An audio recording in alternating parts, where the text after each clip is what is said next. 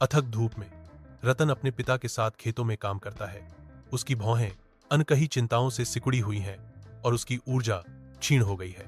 एक शांत निराशा के क्षण में रतन आह भरते हुए कबूल करता है, मुझे कॉलेज की याद आती है पापा।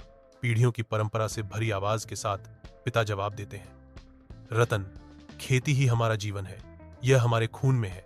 रतन की निगाहें क्षितिज की ओर मुड़ जाती हैं। उसके होंठों से एक मौन प्रार्थना निकलती है, लेकिन क्या इससे ज्यादा कुछ नहीं है पापा? इससे परे कुछ नहीं? रतन जीवंत गांव के बाजार में कदम रखता है, जो गतिविधि और दबी हुई निराशा का बवंडर है।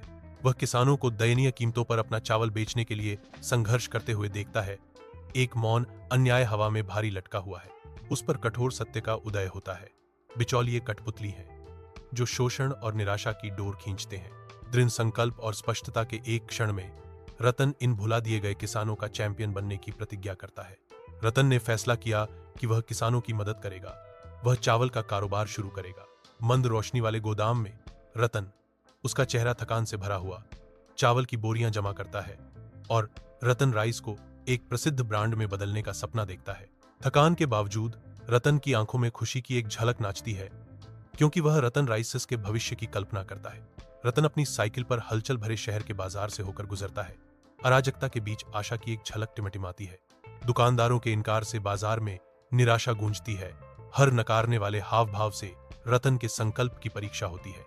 एक दयालुता की किरण चमकती है जब एक बुजुर्ग दुकानदार रतन को एक मौका देता है, जिससे उसके भीतर कृतज्ञता और दृढ़ संकल्प की चिंगारी जलती है।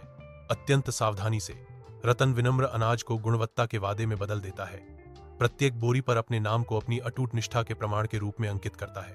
5 साल बाद रतन अपने विशाल कार्यालय में बैठा है, जो चावल का एक दिग्गज है। उसका नाम गुणवत्ता का पर्याय है। रतन राइस एक घरेलू नाम बन गया है, जो विश्वास और प्रचुरता का प्रतीक है। ट्रकों और एक प्रसंस्करण इकाई के मालिक होने के कारण रतन एक विशाल कृषि साम्राज्य के केंद्र में खड़ा है। दर्जनों गांव रतन के पीछे एकजुट हो गए।